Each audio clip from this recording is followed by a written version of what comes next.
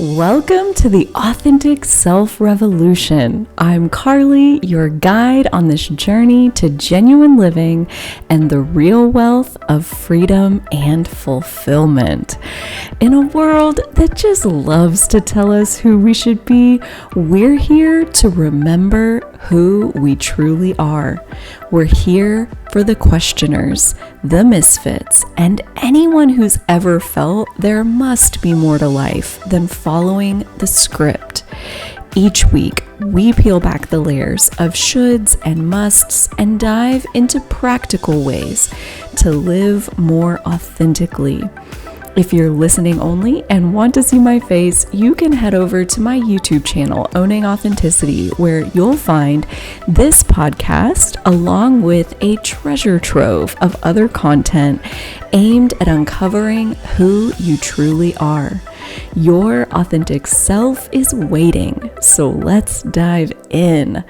We are starting a new series in this episode on limiting beliefs. And when we start out this first episode, we're going to talk about beliefs and why they matter so much and dive into 5 common limiting beliefs that are the most common culprits, and just to see which of these resonate for you. And we'll have a couple other additional episodes on limiting beliefs to help work through reframing them and thereby changing your life. You'll see as we get into the beginning of this episode, beliefs are really important as far as the life you're living. They're basically the building blocks of the life that you're living. And so being aware of what you believe is true is critically important. And as I tell my clients and as I, tell anybody who will listen, if you believe it's true,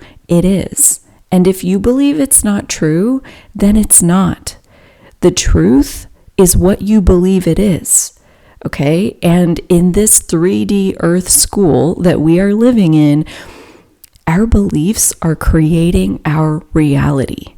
Okay, for any of you who have studied law of attraction, you are not unfamiliar with this philosophy. For those of you that it's new, this episode aims to try to start to fill in the blanks around how that is true, how our beliefs internally, what we think is true, is being projected everywhere in the world around us, and we are witnessing what we believe is true. So it's like a lot of us will try to get our life to change by changing these external things, trying to make our life be different, when in fact, the way to change your life is to go inside your beliefs, change what you believe is true, and then the world around you shifts.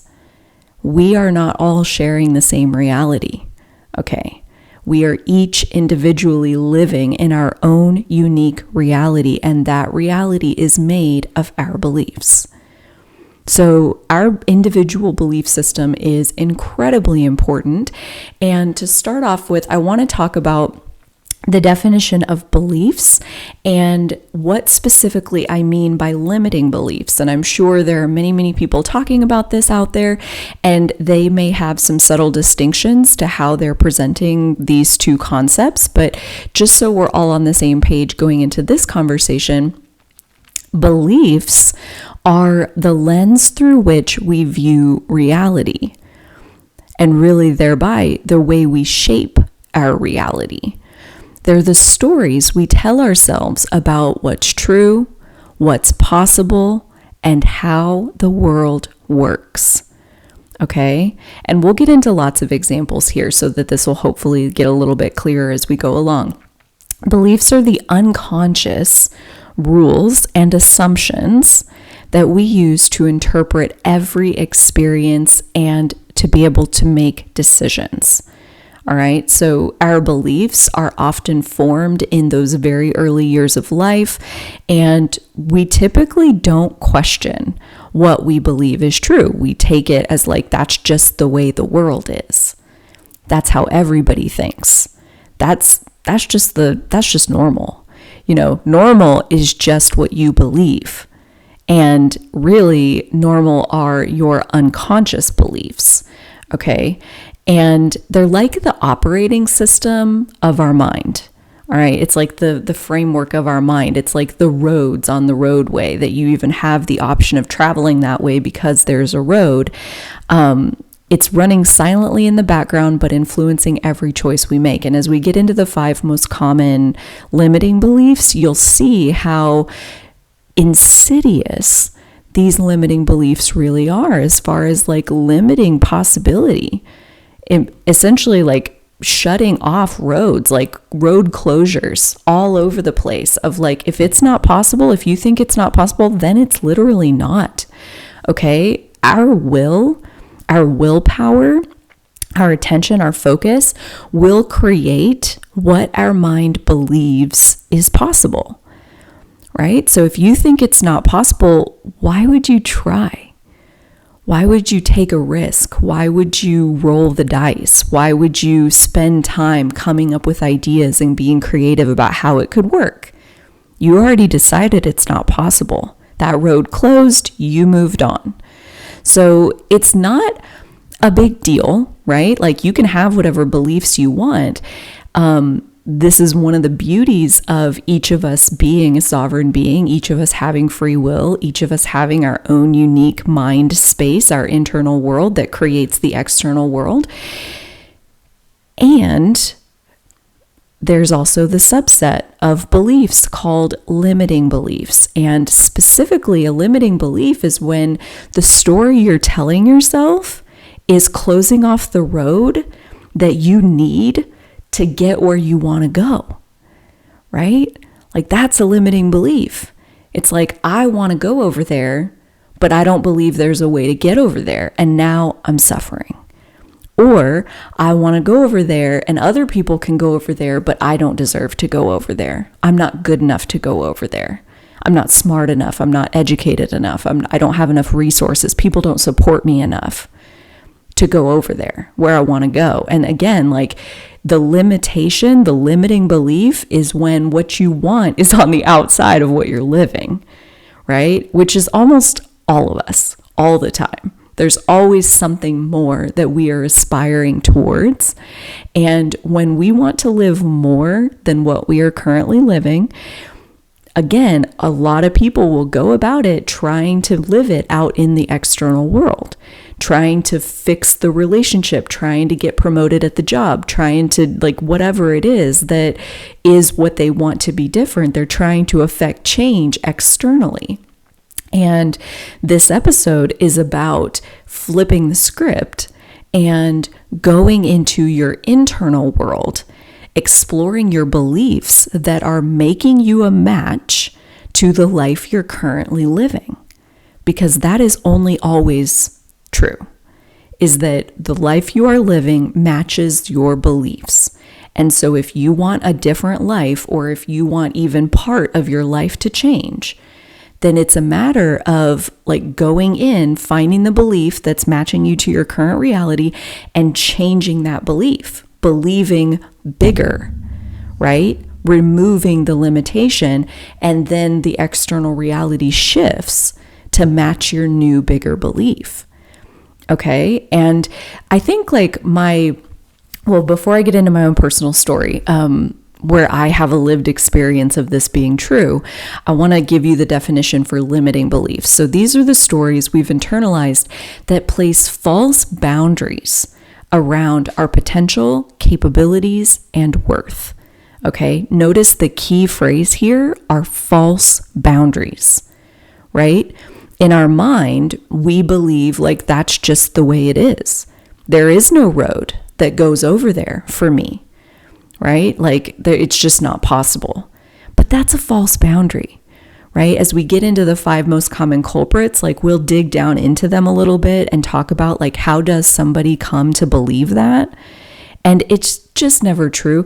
Our beliefs, including our limiting beliefs, are always trying to keep us safe as we navigate the world. Okay. If you've been on this podcasting journey with me since the beginning, like how it's like almost like a drinking game. Like how many times do we talk about like we're always just trying to keep ourselves safe? Our beliefs, including our limiting beliefs, have benevolent intent, right? Like they're not trying to hurt us, they're stifle us or whatever. They're trying to protect us. And so believing bigger is about figuring out what is the old belief trying to protect me from. And then once I figure out what it's trying to protect me from, I can make all of this process conscious and work on feeling safe with the thing that it's trying to protect me from. Okay? And my example of this, my personal story of this, was back when I first started studying law of attraction. This would have been in 2016. And I had so many stories about how lazy other people were at work, and how my partner doesn't understand me, and how my family doesn't get me. And a lot of my limiting beliefs were around people don't understand me. They don't care about me, et cetera, et cetera.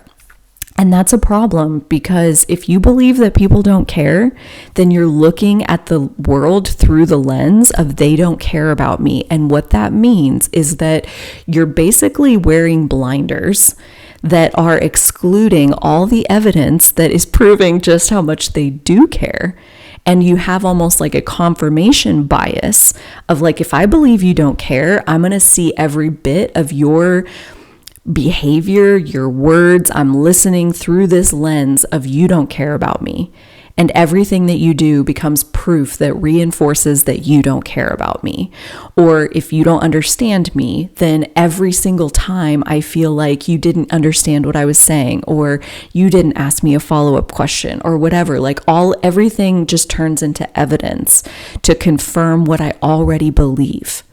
That is how what we already believe to be true is creating the external world, because it's all present, right? And that's what happened when I started studying law of attraction, was that one of the things that she talks about, Abraham Hicks is who I found that was teaching this. One of the things that she talks about is this concept of your external reality is not just happening. It's not random. It's taking your internal world and it's playing out around you so you can see it. So if you don't like your external world, then there's something inside of you that doesn't feel good, that's being projected outward. And so her whole premise was the feeling comes first. If you want your world to feel better, then you inside yourself need to feel better, right? So often we think that well, when I get promoted, then I'll feel better. When my husband gets his shit together and starts acting right, then I'll feel better. And that's just never true. It's it never comes. And the real way to feel better is to feel better now, right? Cultivate a gratitude practice is a prime example of nothing is actually ever missing.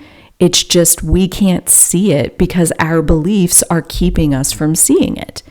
And so that's why a gratitude practice can be so therapeutic, because you're training your mind to believe that there are things that I could be grateful for right now, right? And if you spend time every single day, spend 10 minutes a day writing a gratitude list, you start to scan the world through especially after a few days. And if you have kind of a more advanced intention of I'm not going to repeat things on my gratitude list. I could write my home, my family, my pets every day and move on with my life. But if you have an intention of I'm going to try to put unique things, at least mostly unique things on my list every day, a few days into it, you're kind of scraping the bottom of the barrel of things that you're consciously grateful for.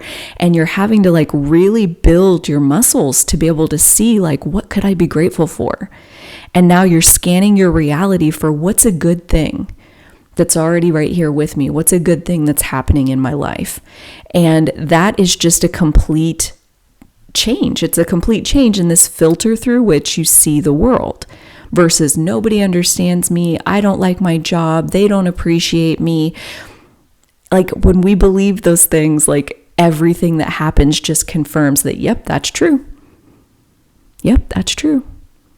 And as opposed to if I believed something my partner really tries to understand me, I would find evidence for that being true. You know, if I really believed that my work appreciates me as best they can, I would find evidence for that being true. And the workplace doesn't actually change. The only thing that's changing is that now my filter, instead of pointing over here, looking only for where they don't appreciate me, I'm pointing it this way and I'm finding new evidence that was always in the picture, but I couldn't see it. Our beliefs shape our reality. So let's go through and talk about where beliefs are formed. And this includes limiting beliefs. And really, I would say to understand this, go back through the series that we just finished, the 4-part series on social conditioning. Okay, because our beliefs are absorbed through our early life. We end up believing what the people who raised us believe until we question it, until we decide that I don't want to operate on that belief anymore. I want to believe bigger. I want to believe differently. And we change it and we personalize our belief system to ourselves. But basically, when we're talking about where do my beliefs come from, it's like early experiences, right? Your childhood incidents, your parental influence, your education, traumatic events, media, movies that you watched, magazines that you read, events that you misinterpreted, and I say misinterpreted only because when we're small, we have a survival brain. And so we make everything mean something about us, even if it doesn't. Right? We tell ourselves a story to feel safe in our environment. And that story's job is to make us feel safe. The story's job is not to be factually true. Okay. And very rarely does the story actually require that you stop and go interview all the people involved about their motivations and intentions and like get the full scoop. Like as a 5-year-old, you're just like, my dad's never here. He doesn't care about me. Right? And then you grow up with this whole like misinterpreted event of like, my dad doesn't care about me. And if you believe that my dad doesn't care about me, then you're scanning for evidence that he does not care about me. Everything he does is just reinforcing this narrative versus he cares about me in his own way. Like if you believed that, then you would interpret him giving you pepper spray for Christmas as a really loving event, or telling you like, don't go into a rest stop after dark as a really loving event, like he cares about me in his own way. He cares about me as best he can, and so it depends on what you believe, what evidence is going to make it into your awareness. And I'll stop and say this too real quickly before we dive into the 5 most common limiting beliefs and their reframes, is that our brains are built to identify our beliefs about the way the world works so that we can stay safe and so that we can save energy. Okay, like when we talked about beliefs are used for decision making. So if we had to make every single decision from scratch, you've got to go gather all of the details and all of the evidence and all of the everything. Like, it's estimated that human beings make roughly 30,000 decisions a day. 30,000 decisions a day. If you had to work through 30,000 decisions a day, you wouldn't do anything else. It would eat up all your energy. You would probably just be a heap on the floor and like not able to actually do much of anything else. And so we make most of those 30,000 decisions unconsciously, meaning we don't actually decide to go brush our teeth. Okay. We don't actually, but we do, right? Like you do decide to drink the water. You do decide to make the coffee. You do decide, but you do it so unconsciously. It's just like, this is what I do. Right? And those are your unconscious beliefs that dental hygiene is important. So I brush my teeth every day, but it is a decision. Like when you get in the car, do you put your seatbelt on or not? You probably don't think about it. You don't sit there and calculate like how many vehicle accidents per year were caused by not wearing their seatbelt. How many people were seriously injured? How many people died? Okay, yes, I'm going to wear my seatbelt today. And then tomorrow when I get in my car, I'm going to do that whole process again. No, you make the decision one time. You have a belief that my best bet for being safe is to wear my seatbelt or not. And then that's just what you do. And our whole life is like that. What we do is coming off of the beliefs we hold, the conclusions that we've come to, the narratives, the stories that we've come to about the way the world works. And we do that for efficiency. Okay, our mind is conserving energy by just having this framework of beliefs, and we don't have to think through every decision every single time. So again, it's a good thing that it works like this, right? Like there's an advantage from like an energy conservation, from a survival standpoint, there's an advantage to having these belief systems. When we switch from advantage to disadvantage is when we get into limiting beliefs. And like I said, when you want to go over here to point B and you believe there is no such road to get you to point B, and now you're suffering, then we're in a territory where like, okay, well, now what do I do? This hurts because I want to go over there, but I know I can't get over there. I know, AKA I believe that that's impossible. All right. And like what I want to say about that is, and like maybe even as a way to kind of frame all of these 5 most common limiting beliefs, is in this conversation of a lot of times when I work with people one-on-one, I love to ask people like, what do you want? Like, what does your dream life look like? And a solid majority of them will come back and say, I don't know. I literally don't know what my dream life looks like. And I can't speak to what's actually going on inside their inner world, but what I would just put out there, if you're somebody who can resonate with this I don't know what I want kind of mentality or location mindset, is that most likely you do know. You just have a limiting belief situation. You've got something that's like all the way over there that you want, and you don't believe that it's possible to have that. You don't believe that it's possible for you to have that. You don't know how to get there. And so then you're like, well, that thing over there that I want is impossible. So I don't know what I want. But you do. You just have a bunch of limiting beliefs that you need to believe your way into the thing that you currently think is impossible, right? So as we go through these, you'll see what I mean. Number 1 of the most common limiting beliefs is I'm not good enough, right? Like I want that thing over there. I want to be a professional singer.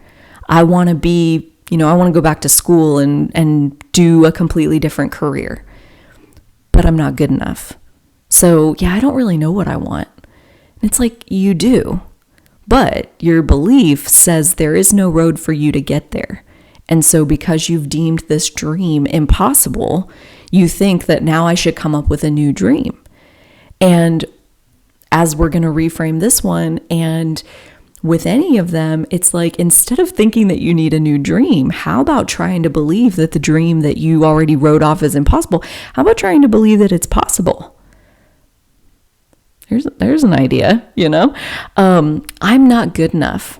I'm not smart enough. I'm not tall enough. I'm not thin enough. I'm not pretty enough. I'm not educated enough. I'm not on and on and on and on. I'm not enough. And when we think about where did that come from, and why do almost all human beings carry some form of I'm not enough?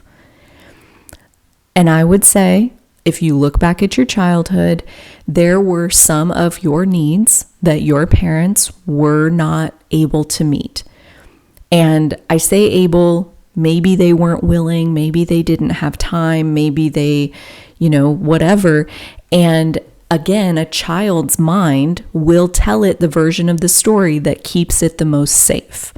So in that scenario of I have unmet needs, my parent isn't meeting my needs, they're not taking care of me in the way that I need to be taken care of.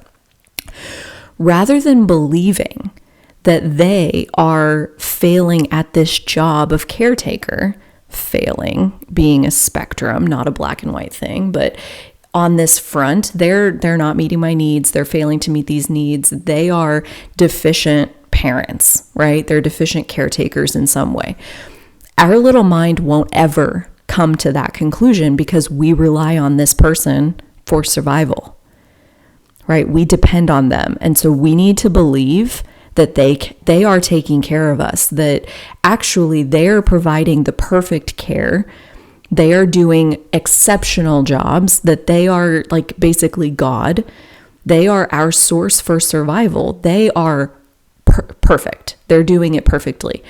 And the reason that I feel bad is because there's something wrong with me, right? Like if there wasn't something wrong with me, then I wouldn't feel like this. Not that I have a need that they aren't meeting, right? It's them not knowing how to meet my needs. It's them. It's their responsibility in that scenario if you are a child and they're the parent. But again, our brain can't fault them, because if we believed that they were actually like deficient in some ways, that's a bigger threat to our survival than just believing there's something wrong with us. Okay, so again, why does almost every human have this belief? I'm not good enough. I'm not smart enough. I'm not rich enough. I'm not like whatever it is, like I'm not enough. Because parents are human beings and parents are imperfect, all right? Like it's never going to be the point of like a parent perfectly meeting their child's needs. Like that's just never going to be the case because every single human being is different, right? And so this reframe is really important. Like I feel like the best thing we can do for ourselves to work through this I'm not good enough belief and like reframe it so that we can gather new evidence from the world. And as parents, you know, as like I'm not a parent yet, but I have a lot of clients who are parents, and I think like number one, it is very likely that you may be unable to meet your children's needs in a way that will make them feel fully cared for. And so it is possible, maybe even probable, that they would develop a belief similar to I'm not good enough. And this remedy for you to feel better is also the best thing you can model for them to learn how to have this same growth mindset around I am constantly growing and improving. I'm constantly becoming aware of ways that I could improve. I grow every day. I get better and better week after week. I am so far down the road compared to where I was this time last year. Like when I become aware of somewhere where I've made a mistake, I repair the situation and I learn from it so that I don't keep repeating the mistake. And like to even just, again, like use that mindset and model it in front of your kids and be it so that they have that same kind of mentality about themselves. It's not necessarily what's taught, it's what's caught. Right? Like so many parents like want to teach their kids things and it's like they'll just copy what you do. So the best thing you can do for them is to heal this within yourself, to heal I'm not good enough within yourself and believe that number one, you are doing the best you can. And number two, you can get better and better every single day. And number three, you've made so much progress compared to where you were a year ago, 2 years ago, whatever.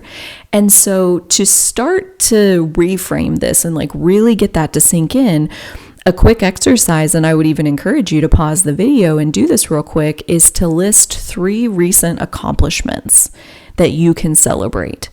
Okay. And those might be things that are big things or little things, or even just new awareness of like, I realized that I was in a situation that I've been in many times and I saw it differently. I saw it through different eyes than I had in the past. So whatever those 3 accomplishments are, list those as a way to remind yourself and really internalize that you're growing and improving and doing your best. And so good enough, like, what does that even mean? Right? And that feeds into the second one. The second of the most common beliefs, limiting beliefs, is I don't deserve fill in the blank. I don't deserve love. I don't deserve success. I don't deserve happiness. And most of the time, if you dig, it's like they're building blocks. It's like, I don't deserve it because I'm not good enough, right? Because I don't deserve love because I'm not pretty enough or kind enough or whatever it is. Like there's like this combo pack happening here. And I don't deserve it. Like when you dig down into, is that true? Why do you believe that that's true? And often we will find that there's a root back to one or both of our parents thought that, or both of them believed that like they taught you, money is evil, so I don't deserve to be rich. Or like, who am I to be happy? Happiness is self-indulgent. Like you'll uncover like this iceberg of these limiting beliefs that on the tip of it, it's just like, I don't deserve it. And it's like, well, if you dig down into that a little bit, you'll like hear your dad's voice or you'll hear your grandma's voice in your head telling you the story of XYZ, And so a reframe on this one is I deserve happiness and success as much as anyone else. I deserve love because I exist, right? Like that is true if you believe it is. That's it. Like that's the only thing that makes it true. And in order to make it true, like if you want a loving relationship, let's say, like we keep talking about this whole like something that's like really over there and then there's no roads to get you there. So like I want this loving relationship, but I don't deserve love. If somebody gets really close to me, they're going to figure out that like actually I'm a bad person and I don't deserve love. Right? That whole good and bad thing comes up in this one too, of I don't deserve whatever. It's like, because why? Because I'm bad. But I'm bad is a belief, right? That's just a story that you tell yourself about how the world works, who you are and how the world works, right? So a quick exercise on this one is to write a self-compassion statement. And for examples of that, and really for like a whole discussion around self-compassion, I have an episode back on the podcast. If you scroll back through 4 strategies for building self-compassion, I highly recommend, if that is calling out to you, to go ahead and check that out. The third most common limiting belief is it's too late for me. I'm too old. It's too late. And there are people who are like 25 who believe this, right? It depends on what you're talking about. Too late for what? It's too late for me. Says who? Right? Like this is just a story.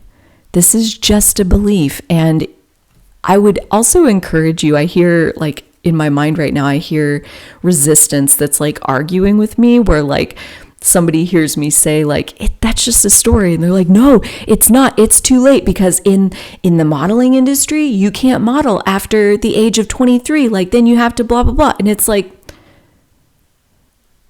there are models of every age. There are models of every size. There are models of all kinds of shapes and sizes and ages. Well, but in baseball, you can't play baseball after 35. Like, after, 30 in football, like blah, blah, blah. I'm like, no. It's not true. It's that's your story. And the way we argue for the belief, the way we insist that it's actually true, like if maybe on that I'm not good enough one, I try to take that away from you and tell you like, of course you're good enough. Like what even is good enough? That's an illusion. And you're like, no, I'm not good enough. Right? Like our beliefs are trying to keep us safe, because if you believed that you deserve love, if you believe that you're actually good enough to try, you're plenty good enough, you're just good as anybody else, if you believed that, then you'd have to start actually doing the thing. You'd have to try. You'd have to put yourself out there. And that is often for people harder than the suffering that comes with believing like, no, I'm a bad person. I don't deserve love because I'm not good enough. That's the easier option than changing your beliefs and opening your heart to receive love and to open up to the possibility of finding a meaningful relationship or to pursue your dreams. You know, like when you think about putting yourself out there, that's the hard part. Okay, it's actually easy to just believe that you don't deserve it and whatever else. Like, it's trying to keep you safe. So the reframe on the it's too late for me, it is never too late to learn, grow, and transform my life.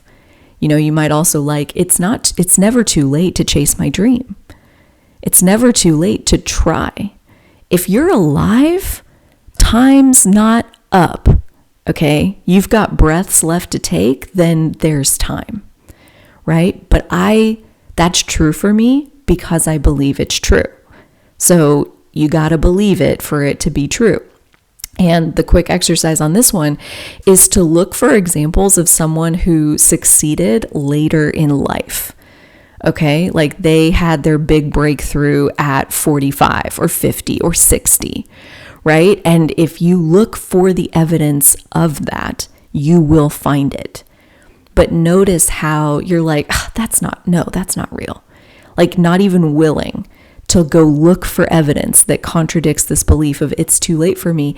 And again, I'm just asking that just to raise the awareness of it, because the harder you fight for your limiting belief, the more scared you are of what's on the other side.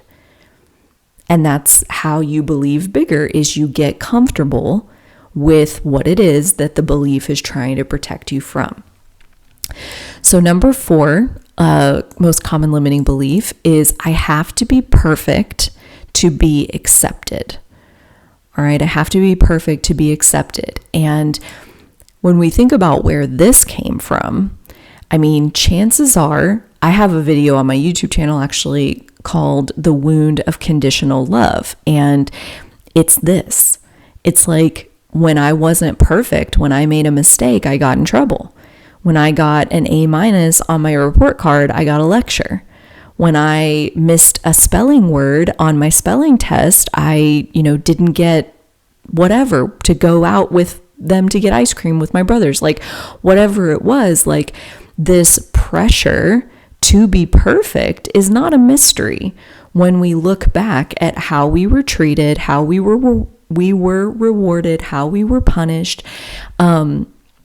We were shaped to believe that perfect is how we get accepted. Being perfect is how we get love.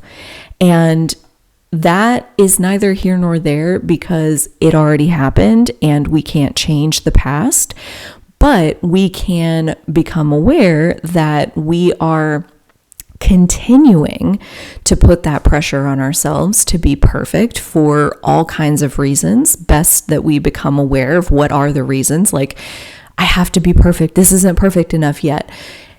Take a breath and go inward and answer the question, why does it have to be perfect? And something will come up, a memory or an explanation, and question that. Okay, that was true then. Is it true now? What would happen if I was imperfect? Like, am I sure that that's true? Is it worth the price I'm paying? AKA all of this pressure and stress, that this mental anguish that I'm putting on myself, is it worth it to continue to strive for perfect when perfect doesn't exist? Okay. And that's just true because I believe it, right? You may believe that perfection is real and that it exists, and that's why you strive for it and you get really, really close. But, I can get to 85 to 90% of the way there and have fun doing it, right? You get to 99% of the way there and are a stressed out basket case, potentially. Like Yes, getting closer and closer and closer to perfect is possible, but what's the price? What's the cost of doing that? And again, it's all in these beliefs of like, does it have to be perfect? I don't believe that it does. I believe good enough is actually like a really wise mindset. And my threshold for good enough is pretty high. But I'm not aiming for perfect. I'm aiming for my version of good enough. Right? And a quick exercise the reframe for this one is my imperfections make me unique and relatable. I love that, especially the relatable part. Like, I forget where I heard this. I think it was through Kathy Heller. She was talking about like somebody that she had interviewed, and it was like, if you want to like make a show or a movie or something and make a character that everybody hates, make them perfect. Right? Because actually we love the characters who are imperfect because we relate to them. Versus like if we put on this mask of I'm perfect, I have everything figured out and I am perfect at everything, then there's no room for other people to relate to us because as human nature, we are flawed. Right? Like it's not possible to be perfect on all fronts.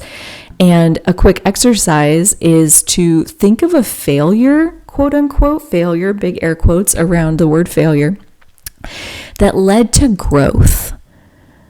Okay? Think of a failure that led to growth. And as I sit there and think about it, like one of the most formative experiences of, I would say, high school and college was being on a team where we made it to nationals. We made it to the final four for nationals, and I had my part to do and I forgot to do it. Like in the pressure of like, we're doing our final thing in front of 2,000 people and everybody has like their required part that is like a big chunk, like 15 to 20% of the points of the entire scoring system is me doing my part, and I forgot. I was trying so hard to be perfect at this other thing and I just forgot. And we would have gotten second place. We actually got fourth place because I forgot. If I had done the thing, just remembered to do the thing. And so that failure led me to the experience then of some of my teammates were really mad at me. Some of them gave me grace. Some of them like really supported me and accepted me and were like helping me to feel better, even though I had made a mistake that cost us all. And so just seeing how different people responded to me, it showed me that like basically this whole belief system and like, you know, we're all in the same exact boat. We're all in the same experience. We all lost because of me. And some people stormed off and were so mad at me that it like literally took away my relationship with those people. And others were kind and compassionate and loving. And it like showed me kind of the beginning of like, who do you choose to be? You know, do you want to be one of the ones that's like harsh and exacting and like withholding love and attention and kindness if you make a mistake? Or do you want to be one of the ones that's gentle and soft and allowing and like building deeper relationships through the quote unquote failures? You know, who do you choose to be? Because the variety of the reactions was fascinating. Okay. And also, it didn't kill me. Okay. Like before that, I had been like more in the perfect state of mind of like, when I try something, when I put my mind to it, I can achieve it. I can do it. I just have to like work hard enough. And that experience of me being the one to make the mistake to like let the team down, quote unquote, it was like that failure was character building and showed me that, you know, like it doesn't have to basically this, like, it doesn't have to work out perfectly to be valuable. Like, it can be a failure. It can be the exact opposite of what you wanted going into it, and it can still be one of the most valuable things that's ever happened to you. So yeah, share a failure. Think of a failure that led to growth. And the last one, the number 5 most common limiting beliefs that we're going to talk about is asking for help is weak. Okay, so this idea of I can do it myself, or I don't need help, and again, that's just a story. That's just a story that you tell to keep yourself safe. And I personally, I wouldn't have related to asking for help is weak, but I absolutely, even just up until recently, relate to I can do it myself. I don't need anybody. And still, just even last week, I was telling somebody that I have a really hard time with this of opening up and being receptive to somebody else wanting to help me, to give me, to support me, et cetera, et cetera.